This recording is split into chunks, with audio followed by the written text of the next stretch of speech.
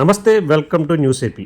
లోక కళ్యాణం, పశు సంపద వృద్ధి, దేశక్షేమం కోరుతూ డాక్టర్ బిఆర్ అంబేద్కర్ కోనసీమ జిల్లా ఆలమూరు మండలం పెదపల్లలో శనివారం గోవృషభ కళ్యాణాన్ని అంగరంగ వైభవంగా జరిపించారు. వృషభం తరపున పెదపల్లకు చెందిన ఉండమట్ల రాంబాబు, వెంకట పద్మావతి దంపతులు, గోవు తరపున రామచంద్రపురం మండలం ముల్లూరుకు చెందిన మాగాపు శ్రీనివాస్, అగ్నిజ్యోతి దంపతులు తల్లిదండ్రులుగా వ్యవహరించారు. వేదమంత్రాలు, మంగళ వాయిద్యాలు మధ్య శాస్త్రోక్తంగా ఋత్వికులు కళ్యాణాన్ని జరిపించారు. ఆవుకు, ఎద్దుకు మంగళ స్నానాలు చేయించి పెళ్లి కుమారుడు, కుమార్తెలుగా అలంకరించి బాసికాలు కట్టి ఉదయం 8:03 సుముహూర్తంలో జీలకర్ర బెల్లం పెట్టించారు. తదుపరి తాళి కట్టడం, తలంబాల కార్యక్రమం నిర్వహించారు. అనంతరం వృషభానికి శంకు, చక్రం అచ్చువేసి వదిలారు. గోవృషభ కళ్యాణం సందర్భంగా ఉండమట్ల రాంబాబు దంపతులు భారీ అన్నదాన కార్యక్రమం నిర్వహించారు.